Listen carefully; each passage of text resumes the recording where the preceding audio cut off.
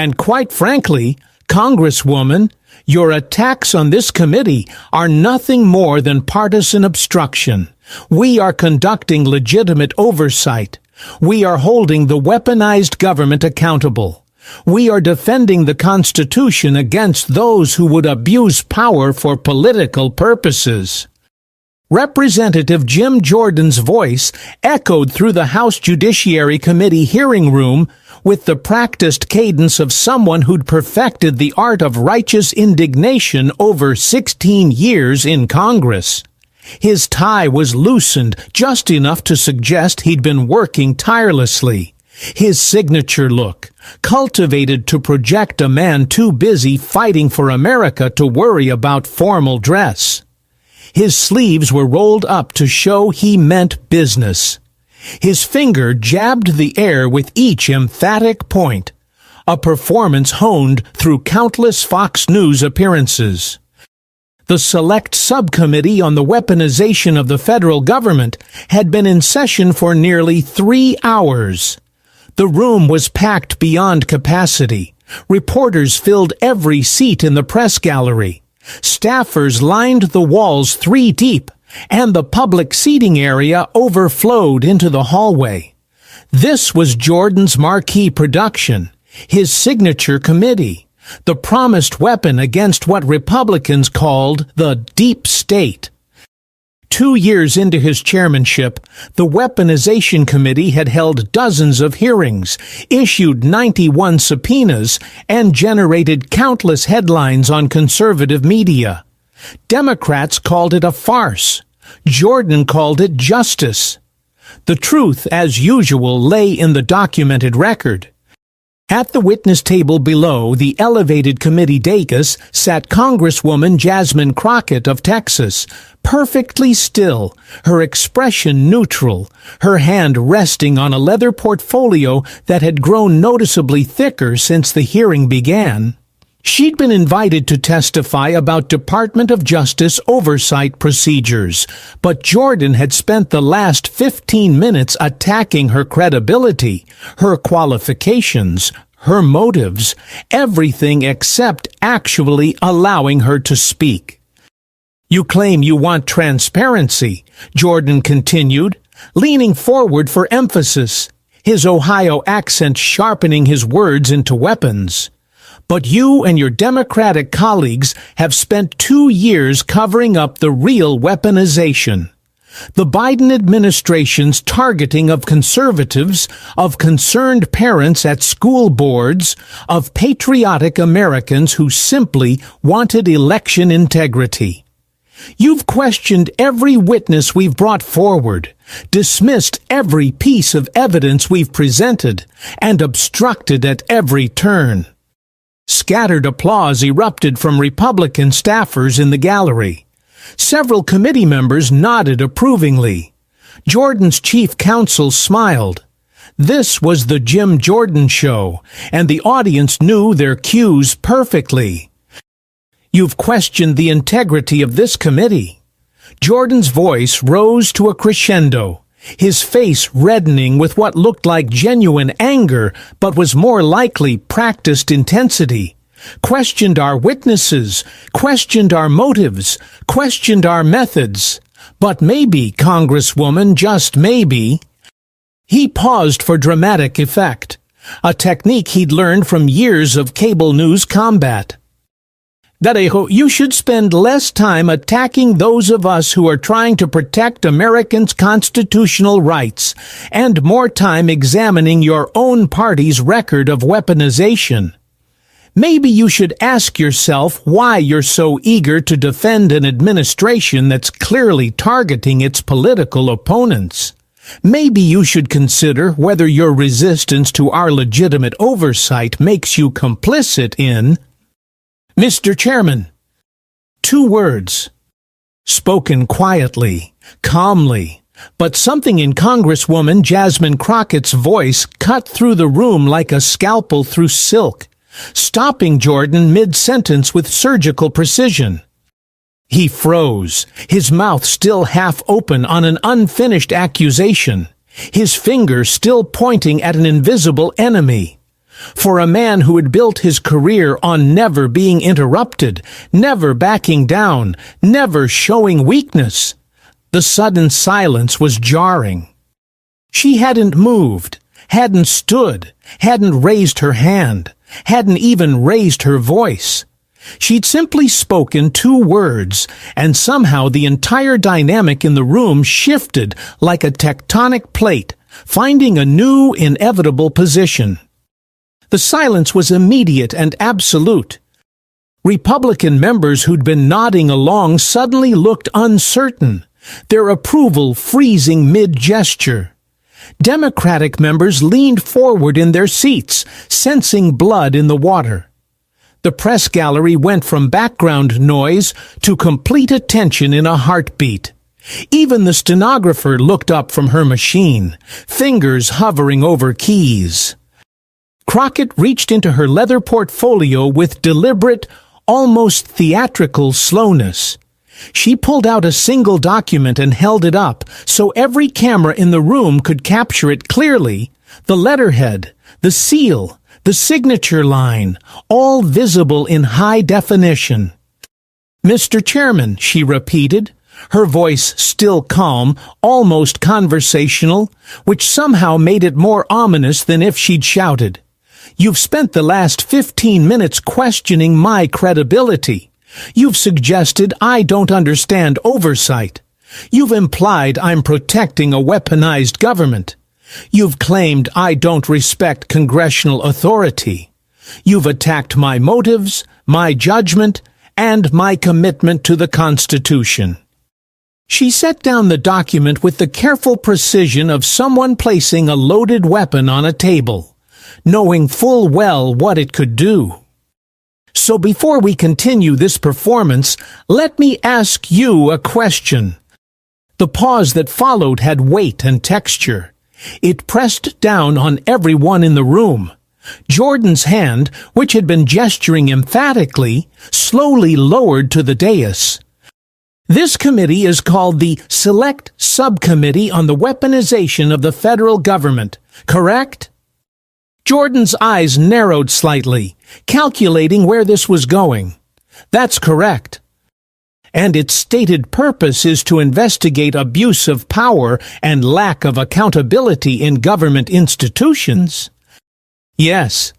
More cautious now, his usual bombast replaced with wariness.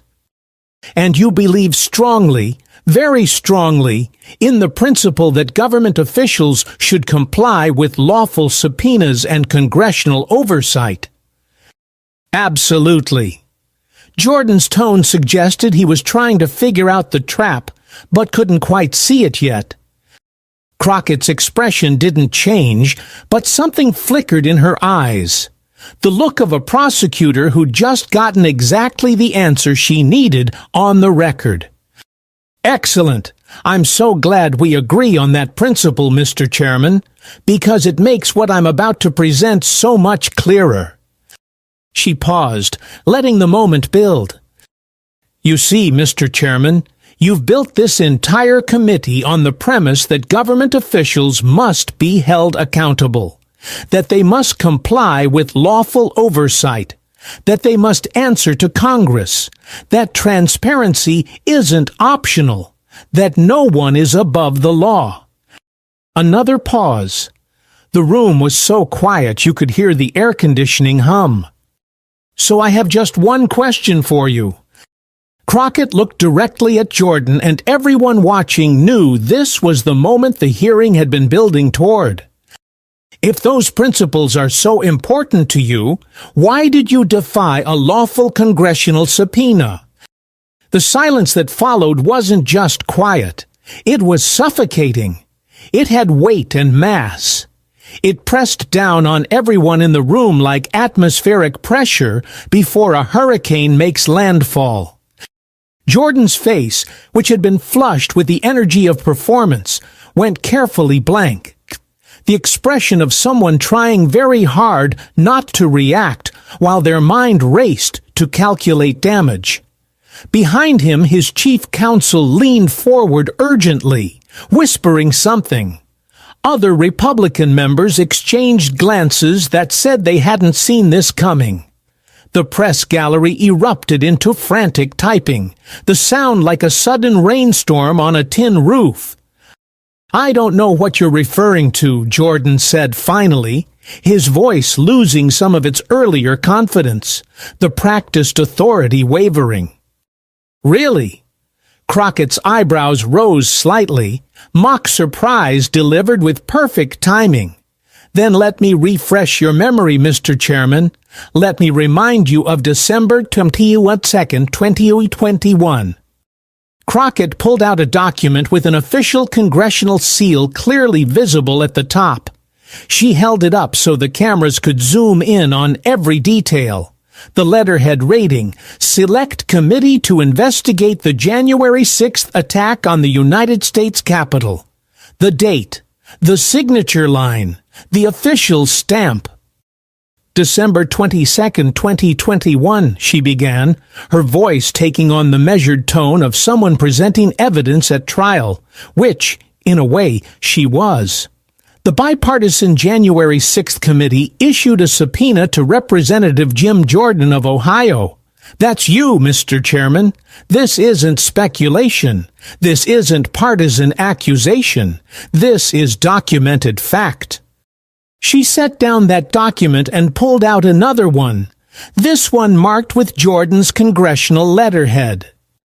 The subpoena requested your testimony regarding communications you had with then-President Trump on January 6th, 2021, and in the days leading up to the attack on the Capitol. The committee had evidence, documented, verifiable evidence, of multiple phone calls between you and the president. White House call logs showing at least one call at 2:24 p.m. on January 6th during the active riot. Text messages to White House Chief of Staff Mark Meadows. Meetings at the White House about objecting to electoral certification. Jordan tried to interrupt. That subpoena was politically motivated. "I'm not finished, Mr. Chairman," Crockett interrupted, her tone still calm, but now with an edge that could cut glass. "And if you interrupt me again, I'll remind this committee that you spent 15 uninterrupted minutes attacking me. I'm owed the same courtesy." She didn't wait for his response. "The January 6th committee documented your attendance at a December 21st, 2020, meeting at the White House, a meeting specifically about strategies to overturn the election results. They had your text message to Mark Meadows forwarding a legal memo about how Vice President Pence could refuse to certify electoral votes. They had testimony from multiple witnesses placing you in key meetings where election subversion was discussed." Crockett looked up from the documents, making direct eye contact with Jordan. "All of this is documented, public record, not speculation, not partisan allegations. Documented fact entered into the congressional record by a committee that included Republicans, Liz Cheney and Adam Kinzinger. Representative Stacey Plaskett, the ranking Democrat, leaned into her microphone. "And what was Chairman Jordan's response to this lawful subpoena, Congresswoman Crockett?" "I'm glad you asked," Crockett said, pulling out yet another document. "On January 9th, 2022, Representative Jordan sent a letter to the committee refusing to comply. Would you like me to read what he said?" She didn't wait for permission. The room needed to hear this. Quote, "I have no information relevant to the subject matter of the committee's investigation." That was his first claim. Despite documented evidence of his involvement, he claimed to have nothing relevant to share. She read another section. Quote, "This subpoena is an abuse of process and a violation of fundamental due process rights." He called a lawful congressional subpoena an abuse of process. Crockett set down the letter with deliberate care. And then, Mr. Chairman, you simply refused to comply. You ignored the subpoena. You claimed executive privilege despite not being part of the executive branch. You claimed attorney-client privilege despite not being the president's attorney. You made every excuse except actually honoring a lawful congressional directive. She pulled out a thick binder. But here's what makes this truly, spectacularly hypocritical. Since becoming chairman of the House Judiciary Committee in January 2023, do you know how many subpoenas you've issued? Jordan said nothing, his jaw visibly tight. 91, Crockett said, holding up the binder. This is a list compiled by the Center for American Progress based on your own committee's public records. 91 subpoenas in less than 2 years. She let that number hang in the air for a moment. You've subpoenaed Manhattan District Attorney Alvin Bragg for prosecuting Trump. You've subpoenaed Fulton County District Attorney Fannie Willis for prosecuting Trump. You've subpoenaed DOJ officials involved in investigating Trump. You've subpoenaed tech companies for allegedly censoring conservatives. You've subpoenaed Attorney General Merrick Garland multiple times. When Garland cited executive privilege, a privilege recognized by courts for decades, your committee voted to hold him in contempt of Congress. Crockett walked closer to the committee dais, looking up at Jordan. Let me make sure I understand this correctly, Mr. Chairman. When you defy a subpoena, it's defending constitutional rights. But when the Attorney General cites recognized legal privilege, it's contempt. When you refuse to testify, it's resisting partisan witch hunts. But when anyone investigating Trump cites legitimate legal protections, you threaten them with jail time. She turned to face the full committee.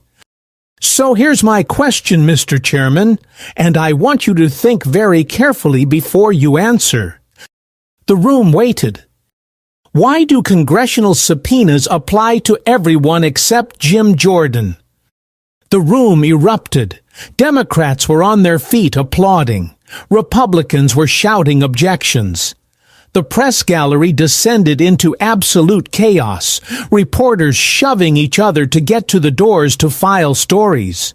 Jordan was gaveling furiously, his face now bright red, his carefully constructed authority crumbling in real time. The Congresswoman is out of order, he shouted over the din, desperately trying to regain control. No, Mr. Chairman, Representative Plaskett's voice cut through the noise like a foghorn. The Congresswoman is absolutely in order.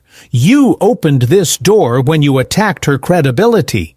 She has every right, every constitutional right, to question yours.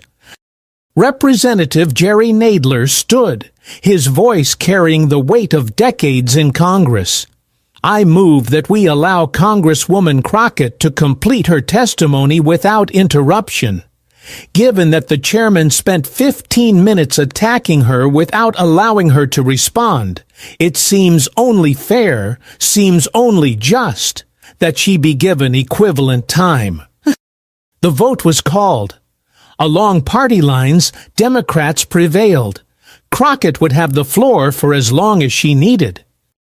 Jordan sat back in his chair, his jaw working, his eyes fixed on Crockett with barely concealed fury. He'd spent 16 years as the attack dog, the aggressive interrogator, the man who made witnesses and fellow congressmen squirm under his relentless questioning. Now, for the first time in his congressional career, he was in the hot seat. And Jasmine Crockett was just getting started. Congresswoman Crockett returned to her table and pulled out a new set of documents. When she spoke again, her voice had changed. No longer just presenting facts, but building a case, constructing an argument that would be inescapable by the time she finished. Mr. Chairman, I want this committee and the American people to understand something important. Your refusal to honor a congressional subpoena while issuing 91 subpoenas to others isn't just hypocrisy. It's a pattern that defines your entire career in Congress. She held up a simple piece of paper, a legislative record printed from Congress Gov. Mr. Chairman, you've served in the United States House of Representatives since 2007. That's 16 years. 16 years of taxpayer-funded salary. 16 years of legislative sessions. 16 years of opportunities to author bills that help Americans. Crockett paused, making sure every camera was focused on her. So let me ask you a simple question. How many bills that you've sponsored have become law? Jordan's face remained impassive, but his knuckles whitened as he gripped the edge of the dais. Would you like to answer, Mr. Chairman, or shall I? Silence. The answer is 0, Crockett said, her voice dropping to barely above a whisper, which somehow made it carry even more weight. Not one. In 16 years, you have never successfully authored legislation that became law. Not one bill helping veterans. Not one bill improving health care. Not one bill strengthening the economy. Not one bill doing anything constructive for a single American citizen. She pulled out a chart showing Jordan's legislative record. You've introduced bills, of course, plenty of them, but none, not one, passed both chambers and became law.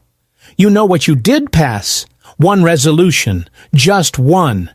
House Resolution 565 in 2014, calling on Attorney General Eric Holder to appoint a special counsel to investigate the IRS. Crockett looked up from the chart. One resolution in 16 years. That's your legislative accomplishment. One piece of paper telling someone else to investigate something. That's it. Representative Jamie Raskin leaned into his microphone. For context, Congresswoman, what's the average for a member with 16 years of service? I'm glad you asked, Crockett said, pulling out another document. The average House member who serves 16 years successfully shepherds approximately 12 to 18 bills into law. Some more, some less, but 12 to 18 is typical. She set down the document. Mr. Chairman, you're not at 12. You're not at 8. You're not at 3. You're at 0. You know what that tells me? That tells me you're not here to build. You're here to obstruct. You're here to attack. You're here to tear things down. Crockett clicked a remote, and the committee screens lit up with a quote, blown up large enough for everyone to read. I just never saw a guy who spent more time tearing things apart, never building anything, never putting anything together. Former House Speaker John Boehner Dudbuskeister. That's your former House Speaker, Mr. Chairman, a Republican, your fellow Ohioan. He also called you a legislative terrorist in his memoir. Those are his words, not mine. Jordan tried to respond. Former Speaker Boehner and I had policy disagreements. This isn't about policy disagreements, Crockett interrupted. This is about a pattern of behavior. You don't build. You destroy. You don't legislate.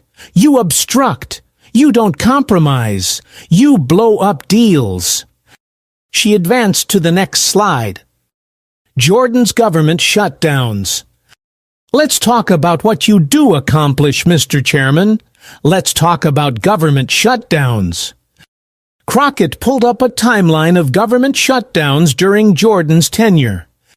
2013, you were described by Rolling Stone as the most powerful member of the Republican Study Committee. That group was the primary proponent and executor of the Republican strategy to shut down the government to force changes to the Affordable Care Act. The shutdown lasted 16 days. 800,000 federal workers furloughed. Economic damage estimated at $24 billion. She clicked to the next entry. 2018 to 2019, you pushed for a government shutdown over border wall funding. Even other members of the Freedom Caucus, your own caucus, thought you were too extreme. The result? The longest shutdown in American history. 35 days. Hundreds of thousands of workers without paychecks during Christmas. TSA agents working without pay. National parks damaged, all for a political stunt. Crockett turned back to Jordan. And you know what you said during that shutdown? I have it here. She held up a transcript from a Fox News appearance. You said Republicans should push a sequester-like idea, forcing a 1% cut to the budget if Congress keeps passing stopgap measures. You wanted to make the shutdown permanent. She set down the transcript. Mr. Chairman, you've weaponized the government shutdown 3 times. You've held American workers hostage. You've closed national parks. You've endangered government services.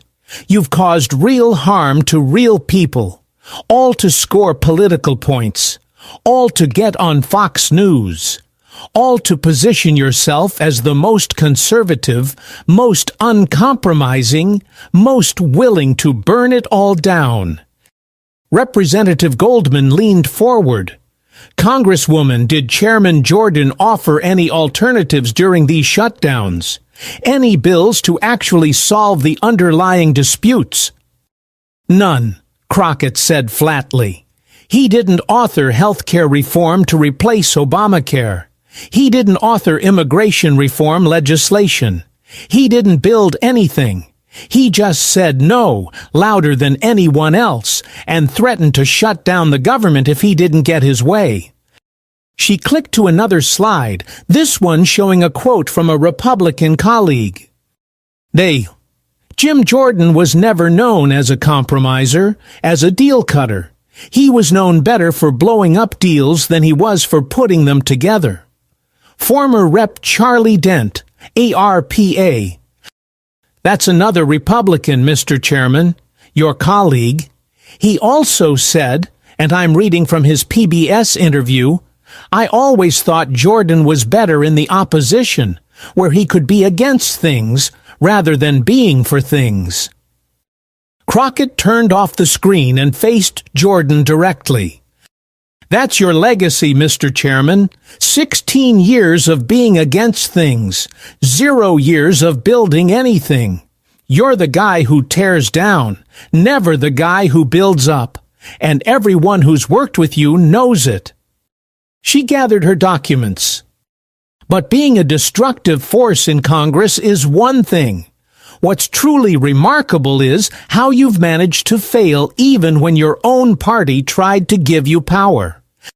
Crockett pulled out a thick folder of news articles, all from October 2023. Mr. Chairman, let's talk about your bid for Speaker of the House. You remember that, right? October 2023. Kevin McCarthy was ousted. Your Freedom Caucus allies pushed you forward as the next Speaker. You had the nomination. You had the momentum. You had Trump's endorsement. She opened the folder.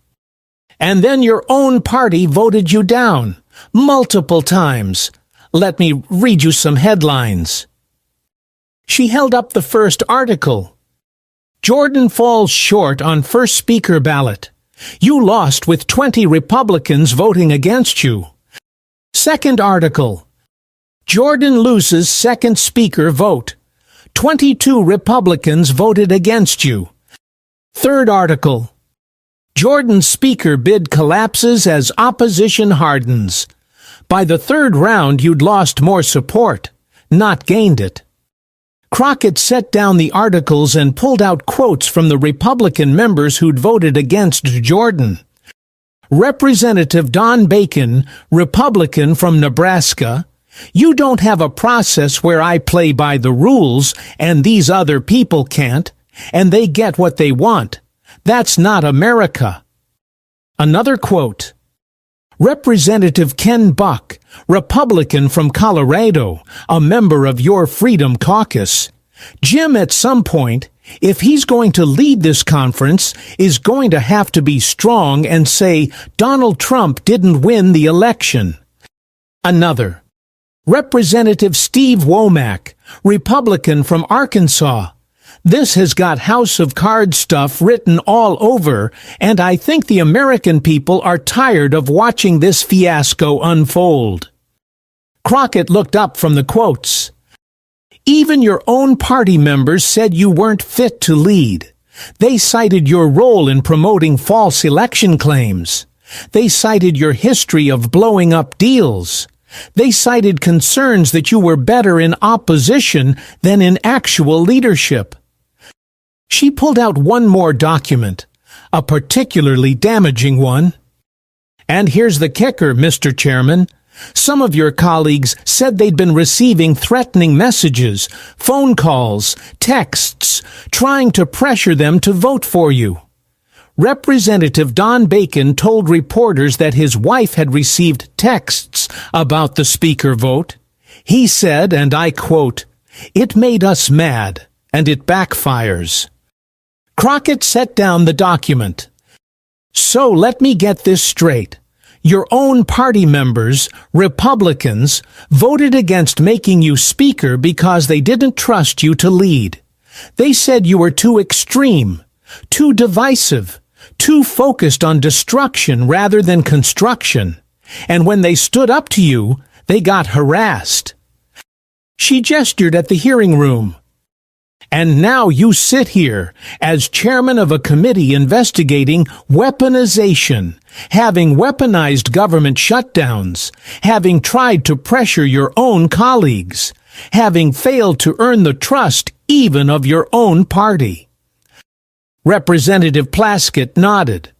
"Congresswoman, it sounds like Chairman Jordan's own Republicans confirmed everything you've been documenting. That he's an obstructionist, not a legislator." "Exactly," Crockett said, "and it gets worse." Crockett's tone shifted again, becoming more serious, more grave. "Mr. Chairman, we started this discussion with your refusal to honor the January 6th committee's subpoena. But I haven't told you everything that subpoena was about. I haven't shared what the committee found about your actual role in the events of January 6th. She pulled out a copy of the January 6th committee's final report, over 800 pages with sections marked by colored tabs.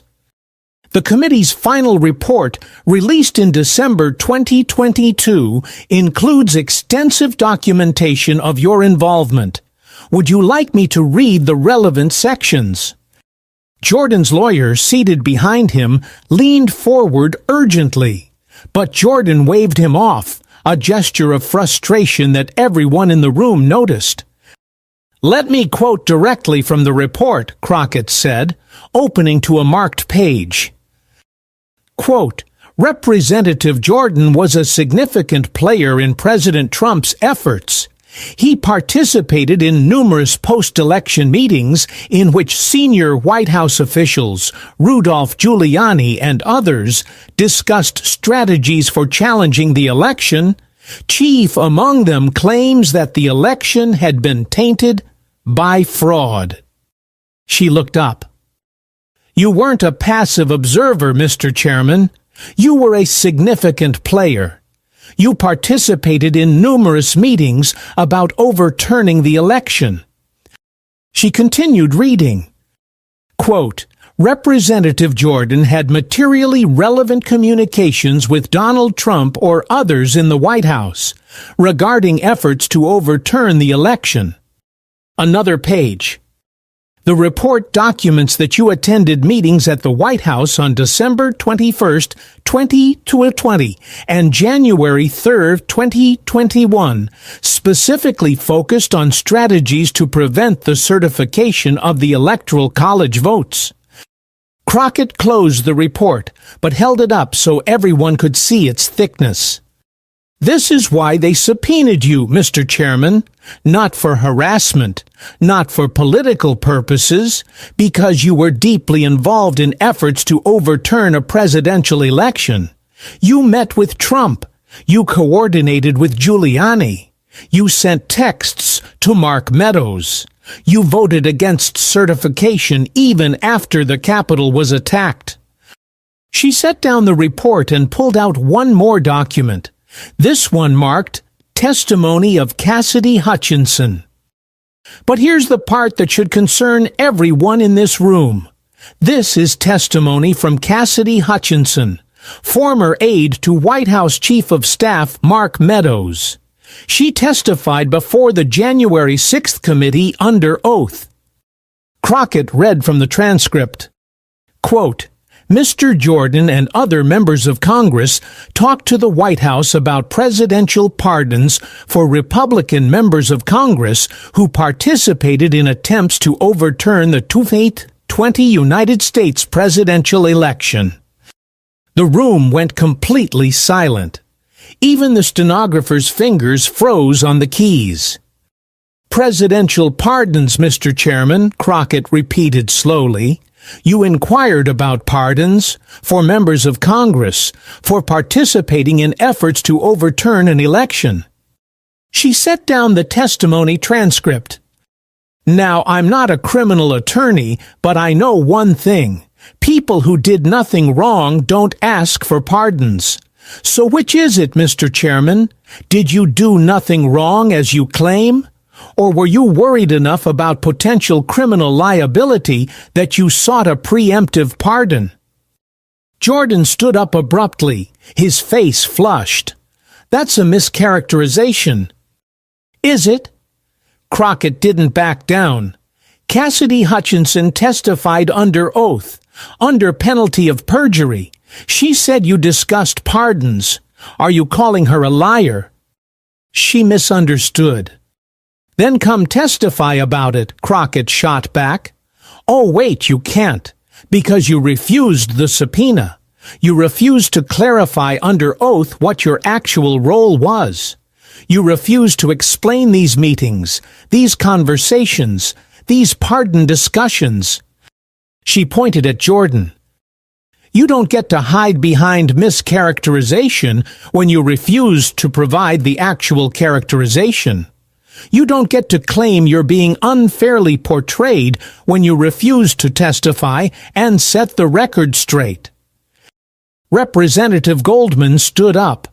Mr. Chairman, I move that we refer this matter to the Office of Congressional Ethics for investigation. The allegations of seeking pardons for election-related activities, combined with your refusal to testify to Congress about those activities, warrant formal review. Republican members began shouting objections, but the dam had broken. The narrative Jordan had so carefully constructed, patriotic congressmen standing against weaponized government, was washing away in real time, replaced by something much darker.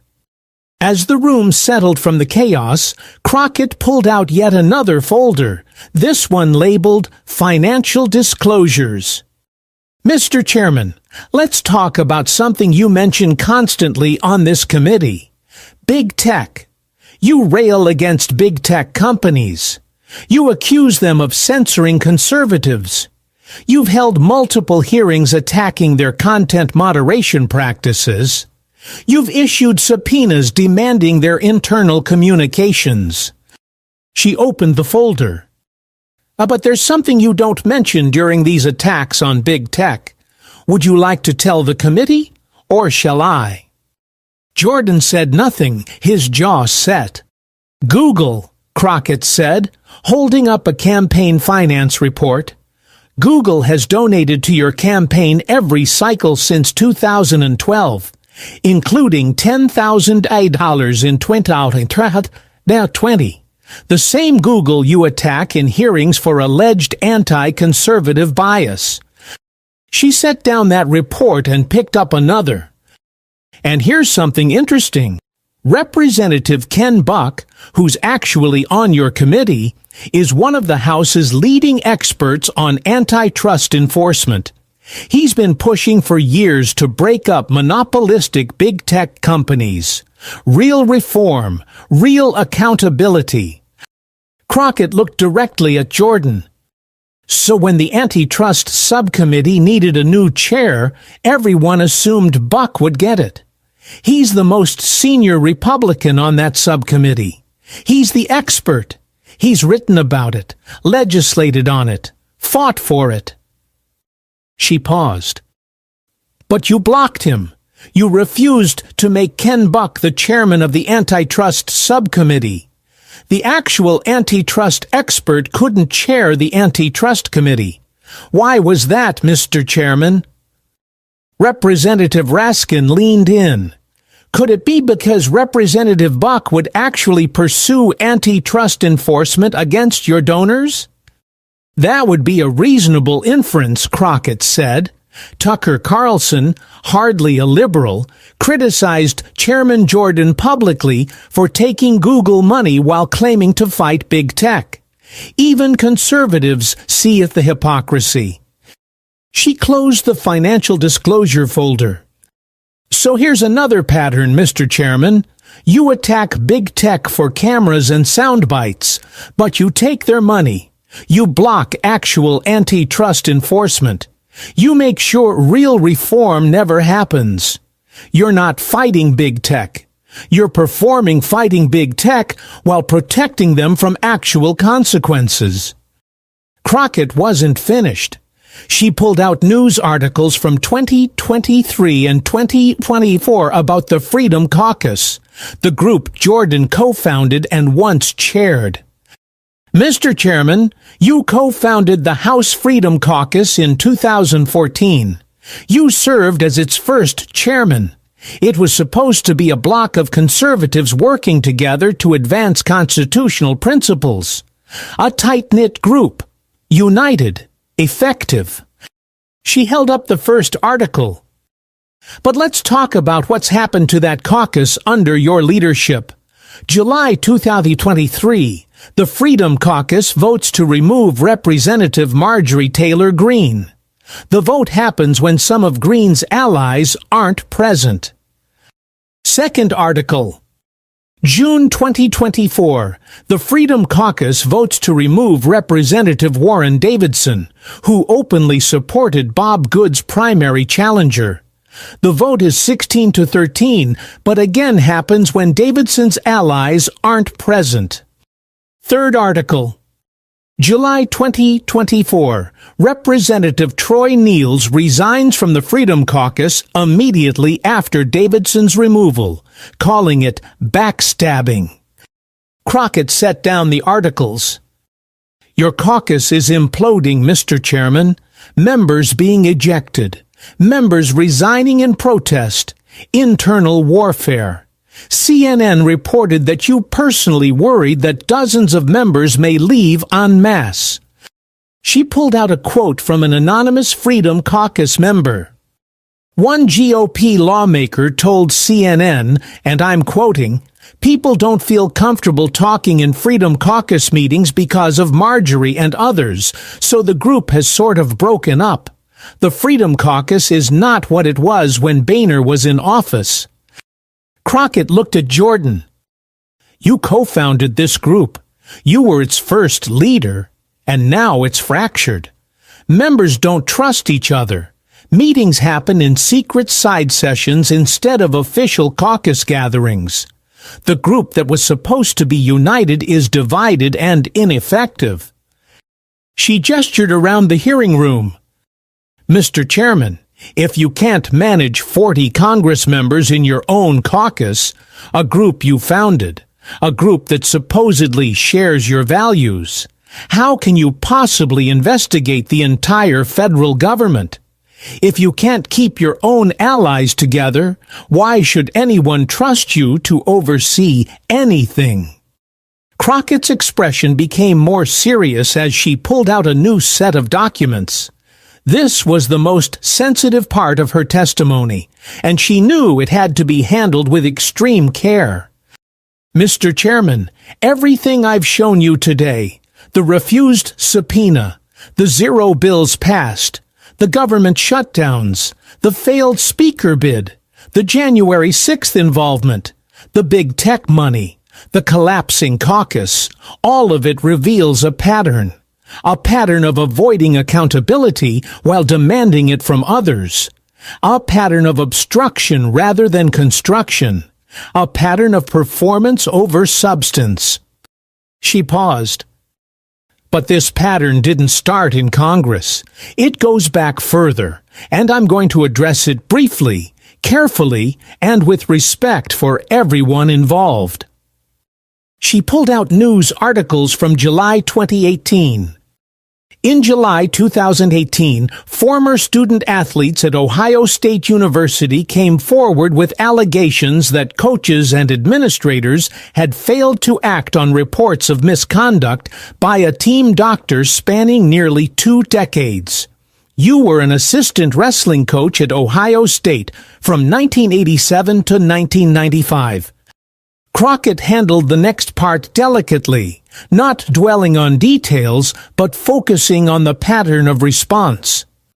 Multiple former athletes stated publicly that they had spoken to coaches, including you, about concerns. An independent investigation by the Perkins Coie law firm concluded that the misconduct was an open secret in the athletic department. She held up one document. Mike DiSabato, one of the first athletes to speak publicly, said he contacted you before going to the university.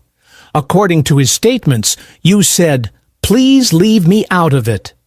You asked not to be involved. Another document. When the allegations became public and multiple athletes said they'd spoken to you, you said, quote, "I never saw any abuse, never heard about any abuse, and never had any abuse reported to me." She set down those documents and picked up the most significant one, testimony from Ohio State legislators. February 12, 2020, Adam DiSabato, former Ohio State team captain, testified under oath before the Ohio House Civil Justice Committee. His testimony, given under penalty of perjury, included this statement, quote, "Jim Jordan called me crying, groveling, begging me to go against my brother, begging me, crying for a half hour. That's the kind of cover-up that's going on there." Crockett set down the transcript. You denied that testimony, just as you denied knowing anything, just as you denied being contacted. The same pattern. When people come forward, you say you don't know. When they persist, you suggest other motives. When they testify under oath, you deny their claims. She connected it to the present. 3 years after that testimony, the January 6th committee subpoenaed you, and you refused to comply. The same pattern. When accountability comes calling, you avoid it.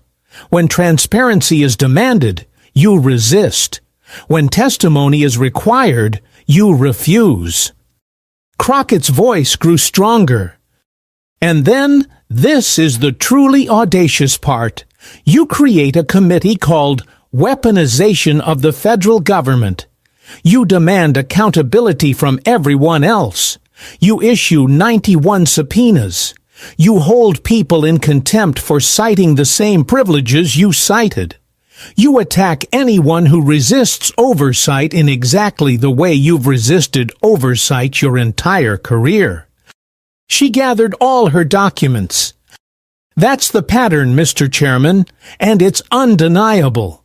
It's documented. It's proven. Rules for thee, but not for me. The hearing room had descended into barely controlled chaos. Jordan was gaveling furiously, trying to restore order, but nobody was listening. Democratic members were on their feet applauding. Republican members were huddled in urgent conversations with their staff. The press gallery was in absolute pandemonium. "Order!" Jordan shouted over the din. "This committee will come to order." Finally, the room settled. Jordan leaned into his microphone, his face still flushed with anger. "Congresswoman, I've been patient with your theatrical presentation." "Theatrical?" Crockett's laugh was sharp. "Mr. Chairman, I've cited your own words, your own committee records, court documents, independent investigations, congressional reports, news articles. Everything I've presented is documented fact. If facts feel theatrical, maybe that's because your record is so damning. You've taken things out of context." "Then provide the context," Crockett interrupted, her patience clearly exhausted. "Explain the context that makes defying a congressional subpoena acceptable when you do it, but contemptible when others do it. Explain the context that justifies issuing 91 subpoenas while refusing to honor your own. Explain the context that makes 16 years of zero legislative accomplishments acceptable. I'm genuinely curious." Jordan opened his mouth, then closed it. His chief counsel was frantically passing him notes, but he waved them away in frustration. Representative Goldman leaned into his microphone. "Mr. Chairman, if I may, I'd like to follow up on Congresswoman Crockett's questions because I think they get to the heart of this committee's credibility." Jordan looked like he wanted to refuse, but with cameras rolling and the room watching, he had little choice. "The gentleman is recognized." "Thank you," Goldman said. "Mr. Chairman, you voted to hold Attorney General Garland in contempt for not complying with a subpoena, correct?" The Attorney General was stonewalling. "Please answer yes or no. Did you vote to hold him in contempt?" "Yes, but—" "And the reason cited was that he failed to provide certain documents that your committee demanded." "That's correct." "Documents that the Attorney General said were protected by executive privilege," which was a bogus claim. But it was a privilege claim. The Attorney General cited a recognized legal principle as the reason for not complying. Correct? Jordan's jaw tightened. Yes. Now, when the January 6th committee subpoenaed you, you refused to comply, citing fundamental due process rights and calling the subpoena an abuse of process. Those are legal claims, aren't they? Your own version of privilege. That was completely different. How? Goldman leaned forward, his prosecutor's instincts on full display. How is the Attorney General citing executive privilege any different from you citing due process and abuse of process? Both are legal defenses against a subpoena. Both are claims of privilege or immunity. The only difference I can see is that when you make the claim, you think it's valid. When someone you're investigating makes the same kind of claim, you call it contempt and threaten them with jail. The chamber erupted in applause from the Democratic side. Jordan gavelled for order, but his earlier authority was completely gone. Representative Raskin stood. "Mr. Chairman, this isn't a partisan circus, though you've tried to make it one. This is about holding you to the same standards you demand from everyone else. And what Congresswoman Crockett has proven today, beyond any doubt, is that you don't apply those standards to yourself. Ever." Congresswoman Crockett stood for her final statement. The room quieted to hear what had become, over the course of 6 hours, one of the most comprehensive takedowns of a sitting congressman in modern history. Mr. Chairman, members of this committee, I want to be very clear about what I've documented today. This isn't about disagreeing with your politics. This isn't about defending the Biden administration. This is about holding you to the same standards you demand from everyone else. She walked to an easel where she'd placed her final exhibit, a comprehensive timeline showing everything she'd presented. The Jim Jordan Pattern, 1987 or 2024. 1987, the 1995, Ohio State, assistant coach. Athletes report concerns. Jordan, please leave me out of it. Later, I never heard anything. Pattern, avoid, deny, deflect. 2007-2023, House of Representatives. 16 years in Congress, 0 bills passed into law. Only accomplishment, 1 resolution asking DOJ to investigate. Pattern, obstruction, no construction. 2013, 2018, 2019, government shutdowns. Primary proponent of 2013 shutdown, 16 days. Pushed for 2018 to 2019 shutdown, longest in history, 35 days. Called legislative terrorist by Speaker Boehner. Pattern, weaponize shutdowns, never build solutions. 2014, present, Freedom Caucus. Co-founded group to advance conservative agenda. Became first chairman. By 2023. 2024, group imploding, members ejected, internal warfare, Pattern, can't even manage allies he recruited. 2021, January 6th, involvement. Significant player in Trump's overturn efforts, per Jan 6 committee, attended multiple White House meetings about overturning election, discussed presidential pardons with White House, per testimony, voted against certification after Capitol attacked. Pattern, active participant, later seeks immunity. 2021, defies subpoena. Jan 6 committee issues lawful subpoena. Jordan, I have nothing relevant. Refuses to comply, cites privilege despite no legal basis. Pattern, rules don't apply to him. Point 3. Failed speaker bid. Own party votes him down multiple times. Republicans cite his extremism, destructiveness. 20-plus GOP members refuse to support him. Pattern, even allies don't trust him to lead. 2023-2024, Judiciary Chairman. Issues 91 subpoenas to Trump investigators. Holds Garland in contempt for doing what Jordan did. Takes Google money while attacking big tech. Blocks actual antitrust expert from chairing subcommittee. Weaponization committee. Finds 0 evidence.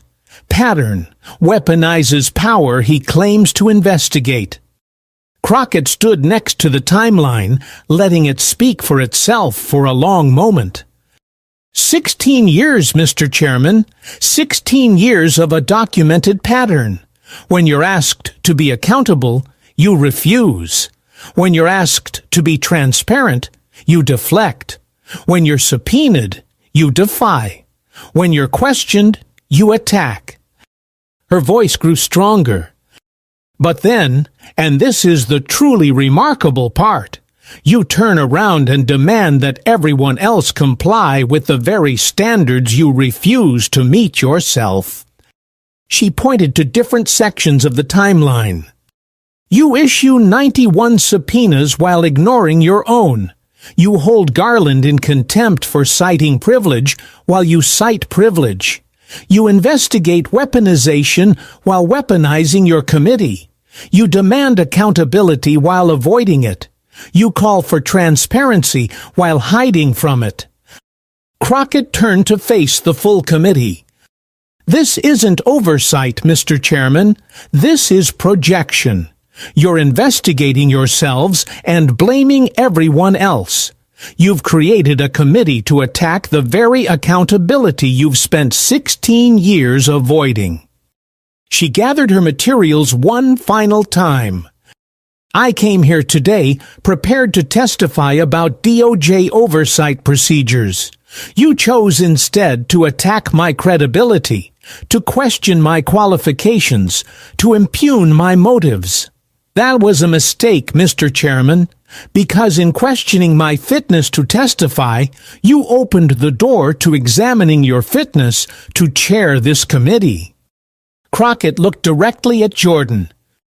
And what we found behind that door is a man who has never built anything, who has only torn things down, a man who demands from others what he refuses to provide himself, a man who weaponizes power while claiming to investigate weaponization, a man who, after 16 years in Congress, has exactly one accomplishment, being really, really good at saying no. She picked up her portfolio. This committee has no credibility. This investigation has no legitimacy. And this chairman has no standing to demand transparency from anyone when he refuses to provide it himself. Crockett walked toward the exit, then paused and turned back one final time. You asked me what I could possibly teach this committee about oversight. Here's what I taught you today. Oversight applies to everyone. Accountability applies to everyone. Transparency applies to everyone. The rules apply to everyone. Her final words echoed through the chamber. Even you, Mr. Chairman, even Jim Jordan. That's Frekfinkar. Epilogue. The Unraveling. There with you, 3 days later. The hearing had sparked a political firestorm unlike anything Washington had seen in years. Within hours, every major news outlet had the story. Within a day, Verkenk Jordan hypocrisy was trending #1 worldwide. Within 3 days, the damage to Jordan's credibility was so severe that even Fox News was struggling to defend him. The most shared clip, viewed over 50 million times across all platforms, was devastatingly simple. Crockett standing at the witness table, looking up at Jordan asking, "Why do congressional subpoenas apply to everyone except you?" Followed by Jordan's face, frozen in a moment of having no response, no deflection, no attack to offer. Just silence. Damning, absolute silence. The second most shared clip was the timeline. Someone had taken Crockett's presentation and animated it, showing 16 years of Jordan's pattern playing out in real time. Avoid, deny, deflect, attack. The video had been viewed 30 million times. Political analysts across the spectrum called it a watershed moment and a systematic dismantling. Even conservative commentators struggled to defend Jordan's record. "Look, I'm sympathetic to Republican oversight," one National Review columnist wrote. But Crockett made a point that can't be refuted.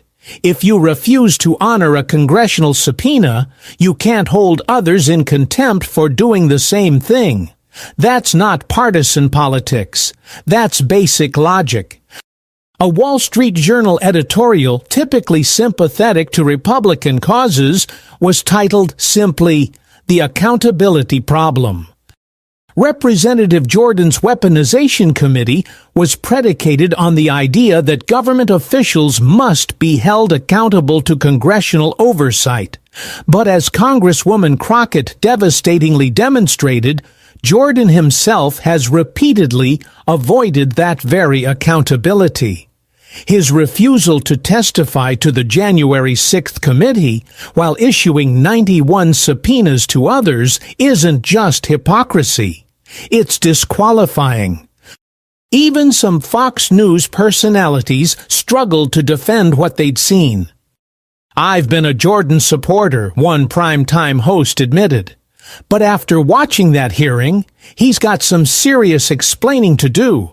You can't demand accountability from everyone else while refusing it yourself." Within a week, the political consequences were mounting. 7 Democratic House members filed a formal complaint with the Office of Congressional Ethics requesting investigation into Jordan's conduct. 2 Republican senators privately told colleagues that Jordan's committee had become an embarrassment. Attendance at weaponization committee hearings dropped dramatically. Even Republican members started finding reasons to skip them. Media requests to interview Jordan's whistleblowers revealed that most had been paid by Trump allies. The committee's own staff began leaking to reporters about low morale and lack of actual evidence. Most damaging was a Pew Research poll released 2 weeks after the hearing. Do you believe Representative Jim Jordan should have complied with the January 6th committee's subpoena if he expects others to comply with his subpoenas? 67% of all Americans, yes. 43% of Republicans, yes. 71% of independents, yes. 89% of Democrats, yes. Even among his base, Jordan had lost the narrative. 6 months later, the Weaponization Committee still technically existed, but it had become a shell of its former self. Hearings were sparsely attended. Media coverage had largely evaporated. Even the witnesses Jordan tried to call increasingly declined to appear, citing his lack of credibility. When Jordan tried to hold someone in contempt, they simply pointed to his own subpoena defiance as precedent. When he demanded documents, officials cited his own resistance as justification for theirs. The committee had, in the most ironic way possible, weaponized itself into irrelevance.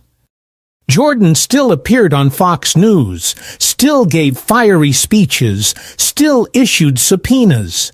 But the authority was gone. The fear was gone. The power was gone. The pattern had been exposed.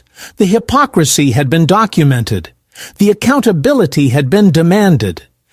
And Jim Jordan's 16-year career of avoiding consequences while demanding them from others had finally caught up with him.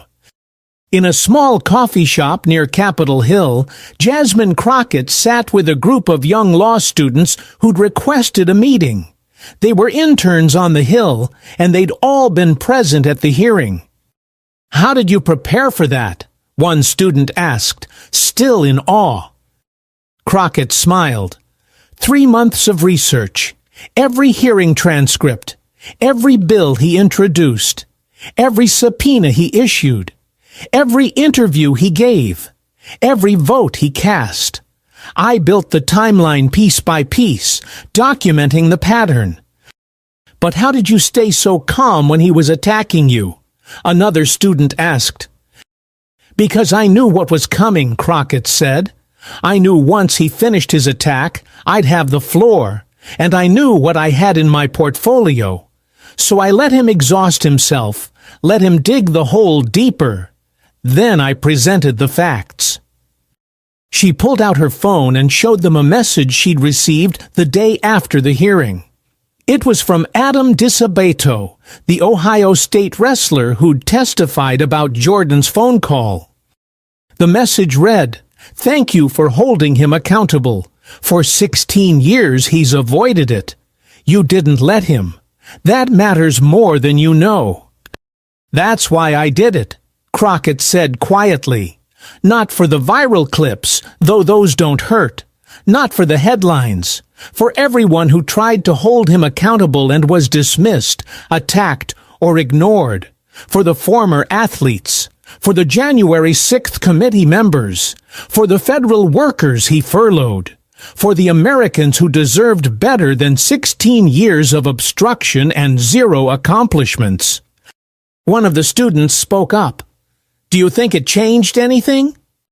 Crockett considered the question carefully. His committee still exists. He's still chairman. He still appears on Fox News claiming to fight the deep state. So in that sense, no, the system didn't immediately fix itself. She paused. But I think people see him differently now. The mask slipped. The pattern was exposed.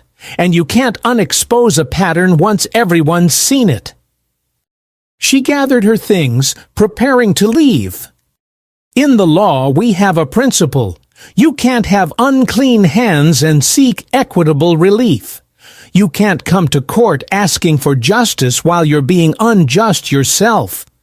Jordan violated that principle for 16 years. He demanded accountability while refusing it. He weaponized power while claiming to investigate weaponization. Crockett stood. Someone needed to say it out loud, on the record, with documentation for everyone to see. Someone needed to hold up the mirror and make him look at what he'd become. As she reached the door, one student called out, "Will you testify before his committee again?" Crockett smiled and shook her head. "He won't invite me back, but that's fine. I said what needed to be said. The record is complete." She looked back at the eager young faces. And the next time Jim Jordan demands accountability from someone, they'll all remember September 2024. They'll remember the timeline. They'll remember the hypocrisy. They'll remember that rules apply to everyone. Her final words carried the weight of 6 hours of documented truth. Even Jim Jordan,